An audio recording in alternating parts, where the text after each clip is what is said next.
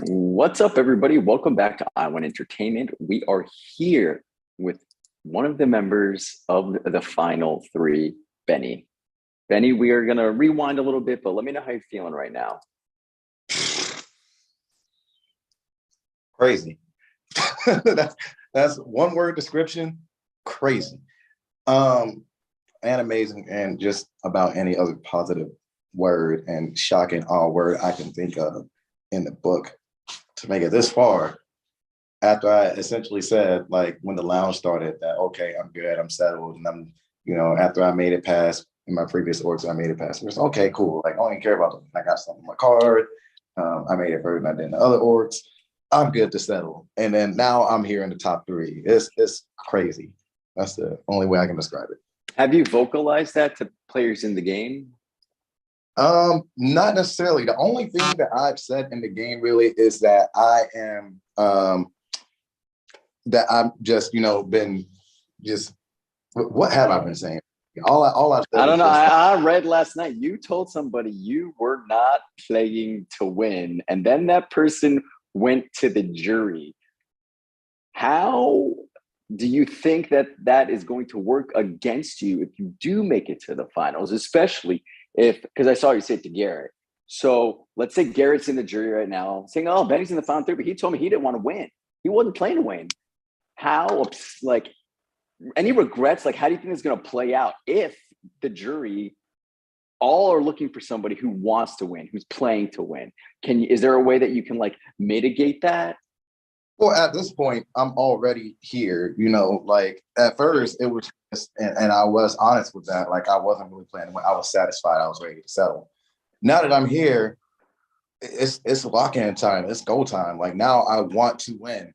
Now I want to take it all. Like that spark came once the final five decision came around, and once the final four happened, and when I lost two allies in one night, like that's when like the whole all right, let's fucking do this thing came up. Because if it were between the three-piece combo, then I wouldn't want. Now I feel like I'm doing this for. Sorry, I kind of got. No, you're good. You're good. So you have like now sort of like, if it was you and your allies, it would have been like whoever wins, like perfect, love you both. But now because both of them are gone, it's sort of like lit a fire under your ass, essentially. Yes. Essentially, there is a huge fire under me that I'm like taking right now, and it's. Give me a second. You're good, dude. Take your time. No worries. Okay, cool. Can you repeat the question? Yeah, just how are you going to mitigate the fact that you did vocalize to a juror that you weren't playing to win? You sort of enlightened me on, okay, if it was this set of three, I would have been content either who won. But now because it's this set of three, you're more inclined to like go for the jugular. Yes. So how are you gonna convey that to the jury if you make it to the final two? Thing about me is I'm a team player. Crap. I'm a team player. I'm a selfless player. And again, at the end of the day, there's only one winner inside of the game. That being said, I would have been content knowing that, hey, my game assisted with one of those people that was my allies actually coming out with the win. But now that they're out, now it's up to me, I feel like, to actually shoot out there and get that win for pretty much anybody that was on my side, that was my ally that's fallen. I mean, including Garrett himself, if he looks at it that way. I mean, if he doesn't, oh well. But I mean, I did what I had to do to make sure that the primary people that were always with me from the start of the game were going to make it as far as possible. And of course, sadly, that didn't happen. So now, and I said, it's just up to me. It's like, like a Sparta type thing, like there's a whole army, even though there's only two people left besides me, there's a whole army. And then it's just me fighting for, the fallen, and fighting for everything else that means a lot to myself and them and everybody else. So Garrett left the game what went into your decision? I saw him try to make a case to you, and it just wasn't a case that you were gonna go for. What went into your decision to debug him? And seeing how Garrett left, Jackie left, Sharona left, do you have any regrets in that decision? No, I have no regrets in that decision. I still stand by it because the way Garrett's game was going is he was going toward the side that, gave him the bigger advantage, which I'm not upset with. He did a great job. It got him thus far to the top 6. So yeah, I mean, he did a great job of doing that. And eventually it caught up to him. I felt like if he would have stayed in over somebody like Sharona, that again has always been there with me since the start of the game, I probably would have been out at number 5 or number 4. I wouldn't be in the top 3 because who knows what would have came next. I could predict and trust Sharona more than I could predict and trust Garrett because I never knew what his next move was. And he can say that my moves are predictable, but at the same time, I don't even know what the fuck I'm gonna do next. So how can I be predictable when I don't even know what the hell my next move is gonna be? Like I said, I'm improvising, and after the 5, when Jackie left, I had to improvise again. So things just change. Things just evolve, things change, and and it's gotten me here. So so y'all decided to choose Gotcha. What went into that decision, and seeing how it didn't work out, do y'all wish you picked a different level, or do you think that was your best shot to get the 3 of you further? To be honest, Gotcha was probably the best shot of getting us the furthest.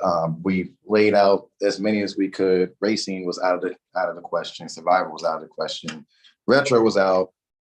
Essentially, the only 2 were simulation and Gotcha, and Sandbox was out too. So the only 2 left was just simulation and Gotcha.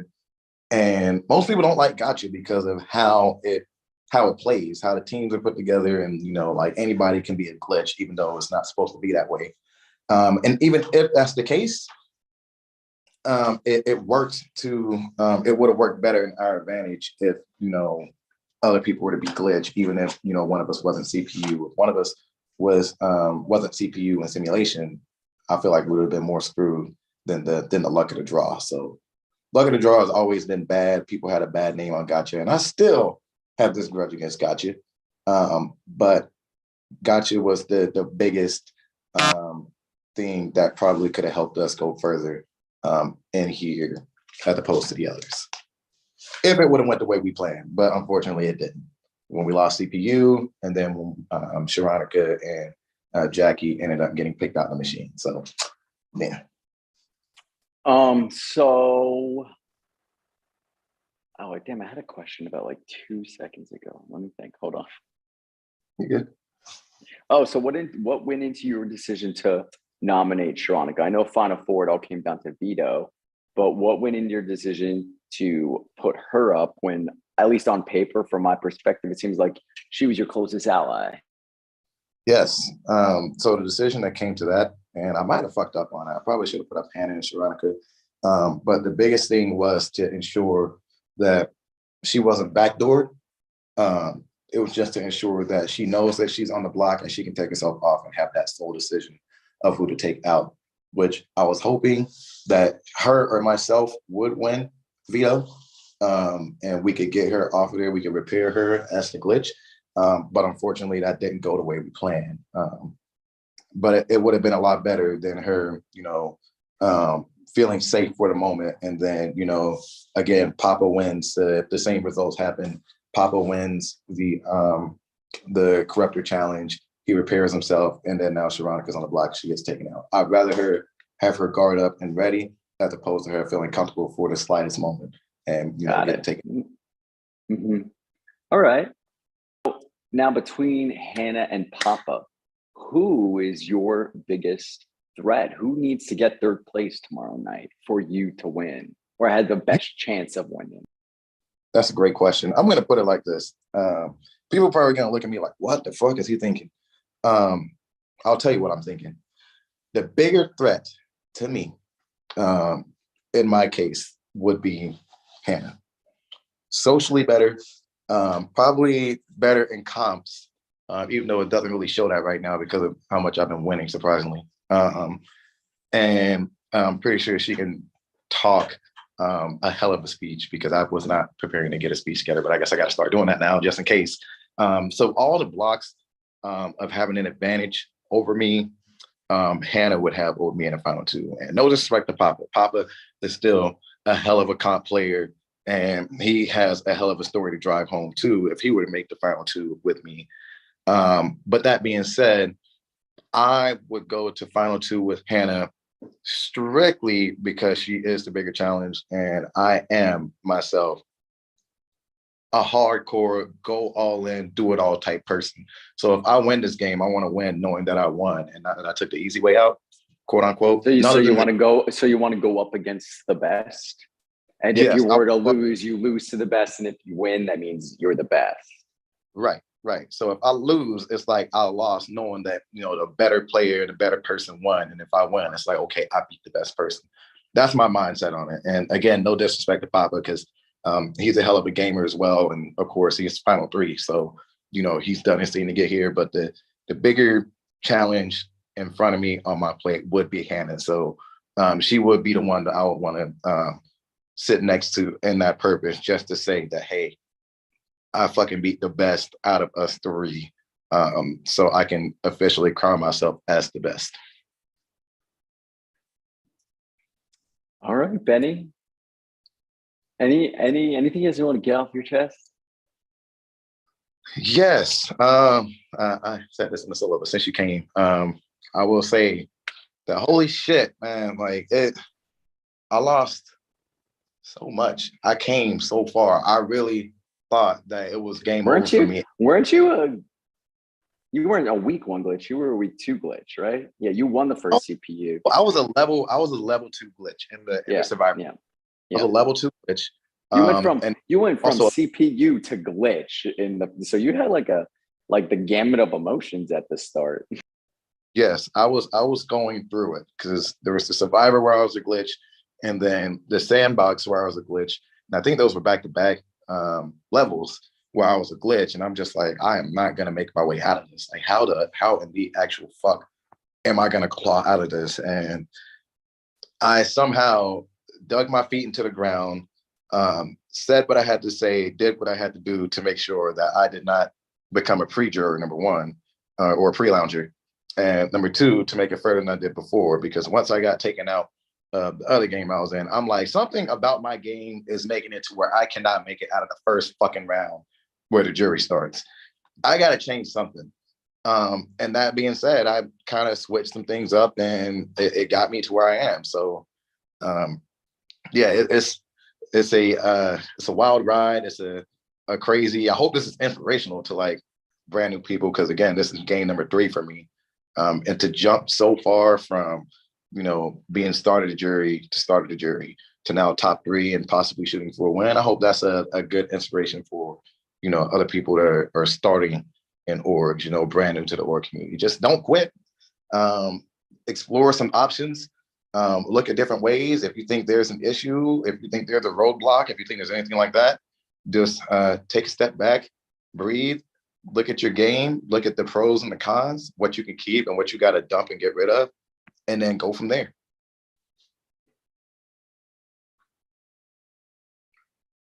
Oh, and then another thing, I guess I got to, because I couldn't do it at first. I mean, there's no reason to. I've developed too much of a connection with, the final 2 people left.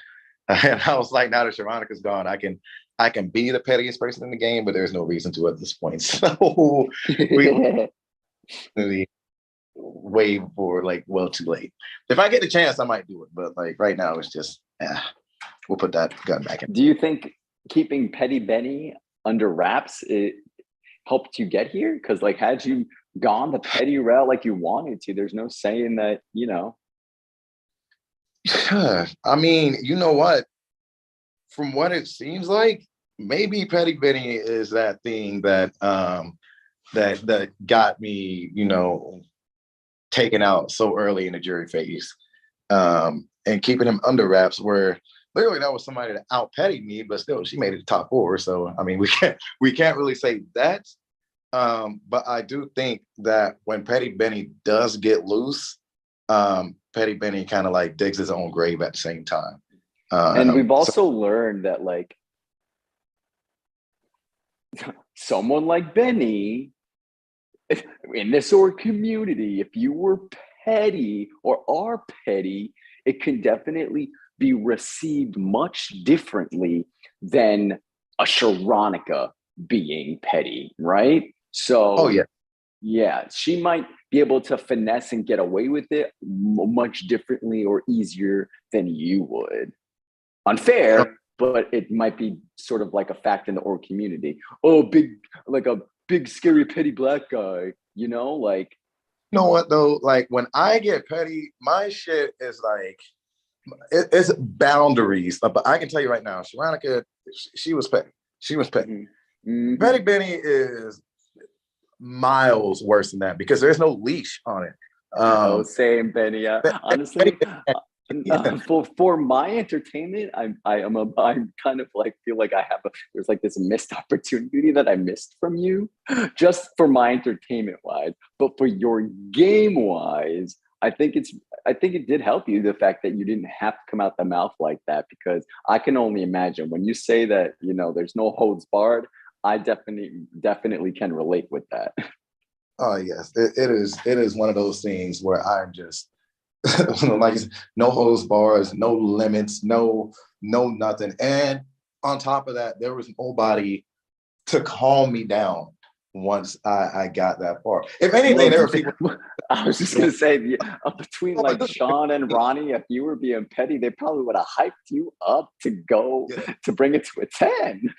Yeah, exactly. So like with that being said, like the finding somebody else that kind of matched that energy, it threw me off. And oh shit, I'm not the only petty person right now. Like and it kind of like threw me off and scared me at first. I'm like, yo, like I don't know how to proceed. Do I also become petty, or should I just let Sharonica take the spotlight for that? And at that time, I just made the decision. I'm like, I might not be as entertaining, but I will get my entertainment from her, and and it drove me further. So I'm just like, okay, cool. Let's just put him in the holster, and let's see how I go without being petty. But I mean, we'll never know what'll happen if I ever did unleash that, because I'm kind of glad I didn't. I'm gonna miss the little duo of Sharonica and Benny, and their like late night shenanigans and shit. Oh, very late night shenanigans are just BS and stuff. That being said, though, also don't think just because non-petty Benny made it this far in the game doesn't mean that like in another game petty Benny won't show himself. Oh no, it's all situational, dude. Yeah, it's all about the cast, and it's all about the dynamics of what's going on. You know what I mean? Yeah. And honestly, I do think, especially maybe like at the lounge phase, like not so early, you know, like maybe like post the Kennedy and Autumn bullshit, Tyler bullshit. Like if you needed to be petty, I don't think it would have hindered your game as if you were to be petty in level 1, 2, 3, 4, right? Right. Exactly. That's usually when it just starts going crazy. It's around like 2, 3, 4, because that's when I lock on to something to actually become petty again. I find a target, something, I just lock onto it, and it just because I agree with your statement. I've definitely been petty in games, and it's brought me a whole long way. I've been petty in games and I've won. I've been not petty in games and I got voted out early. You know what I mean? So it's all situational. Next game, I'm going to watch you and I'm going to wait for the petty to see if it comes out when you're back on the state side. Like the entertainment portion of it, the entertainment aspect, like, yo, when this person's gone, like, who am I going to have to, you know, just have a laugh with or something like that? Like, you know, that's one of the things that people do think about, I think. So yeah, it's definitely something that's going to continue to come out in other games where the opportunity presents itself. That also being said, though, my next game, which is why I'm glad I made it so far in this one, my next game won't be until I get back to the States. Like, oh yeah, for sure. You manage really well, but it's obvious. Like if you had like a different job that wasn't like military-esque, I think maybe you can get by a little bit more. But I'm shocked you got like this far being in fucking Korea and in the military and at work half the time. So like this is what you'll be like. I think if you make final two, it's like a 35, 39 day experience. I think that's more than enough. Oh yeah, definitely. It's definitely more than that. It's drawn. I'm not gonna lie, doing orgs takes so much out of me, especially throughout the workday. This is the first one where I finally just told people that I work with that, hey, I'm doing orgs. Like if I'm doing anything fucking weird in my office, just turn the other cheek and don't say shit. Just pretend like you didn't see it. And it works. So funny. Actually play better and play more and all that stuff. But that being said, that time management and everything is a hard thing to keep up with. So I'll do more when I get back to the States. No, yeah. And I can like attest, it's definitely hard just fucking doing it in a normal time zone like East Coast. It takes a lot out of you. So I can only imagine, Benny, and I commend you, and my hats are off to you. I'm definitely thankful for it. It's a great way to end the overseas sport experience. Definitely not going to stop doing it, but hanging up the hat until I get back, just because. But what a way to end the whole thing, because it would have been kind of a downer. I already made that decision when I started this one, that this is going to be my last one until I get back. So I would have been kind of down if I didn't make it as far, like the first two rounds. I would have been real bummed out if I didn't make it, past the second time I got put up as a glitch. I would be like, well, shit, that's a terrible way to end the experience. But this is a great way to end it. This is outstanding.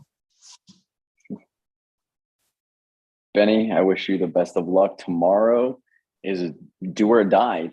It's all the energy, all the time, all the lack of sleep, all the stress in at work, all looking a fool blowing on cards at work. Like this is what it all comes down to, is the final CPU competition. I wish you the best of luck. Rest up and just say some prayers. Thank you. I'm in there. I'm locked in. Let's do this. Let's go, Benny.